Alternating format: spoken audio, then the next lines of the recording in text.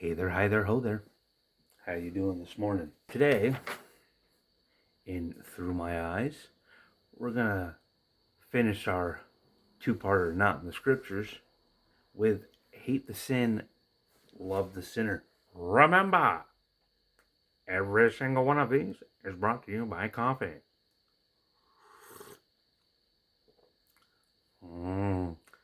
Coffee.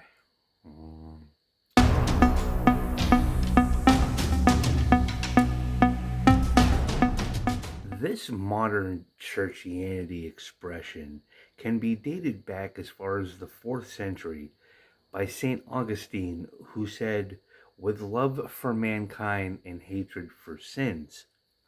And the ideology was later passed down and taught by Mahatma Gandhi, who said, hate the sin and not the sinner. The question is any of this biblical? Let's check out our Bibles. We got mine over here. There you go. See. Now, let's check out our Bible. Luke chapter 6, verses 32 through 37. And if you love those who love you, what credit is that to you? For even sinners love those who love them. And if you do good to those who do good to you, what credit is that to you? For even sinners do the same thing. And if you lend to those from whom you expect to receive, what credit is that from you? Or to you, sorry. Even sinners lend to sinners in order to receive back the same amount. But love your enemies and do good, and lend, expecting nothing in return, and your reward will be great, and you will be the sons of the Most High, for he himself is kind to ungrateful and evil men.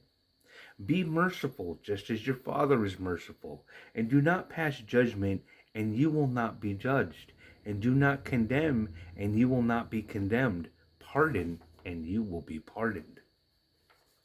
And now let's go further into our Bibles, into Romans 5:8. But God demonstrates his own love towards us in that while we were yet sinners, Christ died for us. While it's not exactly in the Bible, word for word, the concept of loving the sinner is still there. But that does not justify allowing people to live in their sin. We're going to go back into the Gospels. We're going to look into John chapter 5, verses 12 through 14. And they asked him, who is the man who said to you, take up your pallet and walk?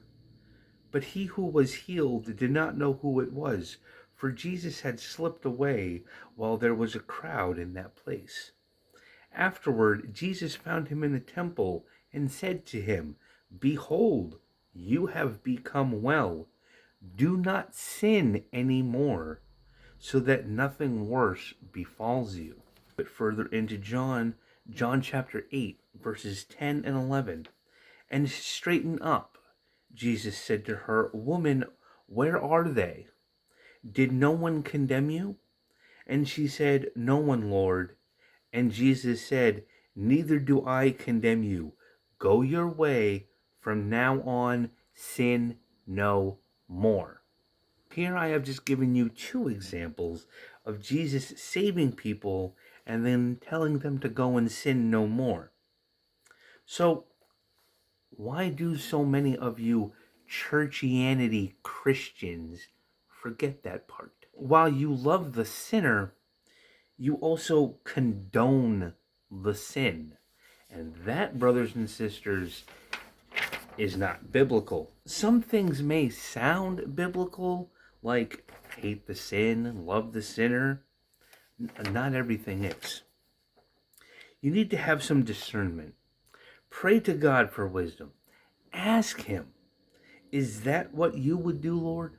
Don't plan on it being the answer that you want. We are here as children of God to preach the gospel, teach the teachings of Jesus, and to bring as many people to God as we can. But that doesn't mean you're supposed to condone their sinful life. Yes, love the person, hate the sin, but don't condone the sin. And that's what churchianity has done. They let people revel in their sin. They let people just ooze their sin into the church.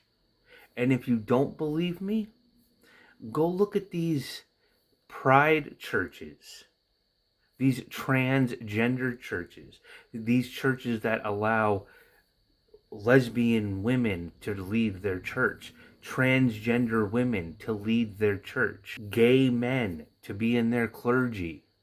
This is allowing people to live in their sin and then lead the church. How can an abomination lead the church? You guys aren't perfect, and I understand that. But when you're a pastor, when you're leading the church, you don't live in your sin. You don't profess your sin. You don't wear your sin like a badge of courage. And you sure as hell don't adorn your church with your sin. I'm not saying every pastor or every person up on the pulpit is perfect. I myself am far from it. But I'm not going to go into a church and adorn my church with my sin and then profess God. That's quite hypocritical. You're basically negating the whole entire reason you're in church. I had someone once tell me that, hospital is for sick people, and that's what a church is. A church is supposed to be a place to heal people. But recently, within the last 30 so years, I have yet to see a church that actually heals its congregation. I've seen churches ban people from their congregation for not following their ideology. I've seen churches sit there and say that we're the better denomination. I've seen people sit there in their churches and profess that they themselves are the chosen of God and all other Christians are wrong. I've seen this happen in churches. This is why I don't go to church.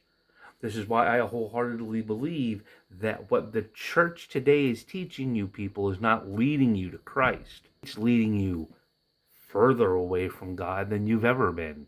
And if you don't believe me, look at what's been going on in the last couple of months. Because of words. If that's not the breaking down of humanity, I don't know what is. But I digress. I hope everybody is having a wonderful day. I hope you're enjoying your weekend. Watch out for the people out there protesting something that we haven't had in this country for over 200 years. So be careful while you're out there today. And hope you learned something today. Peace, love, God bless.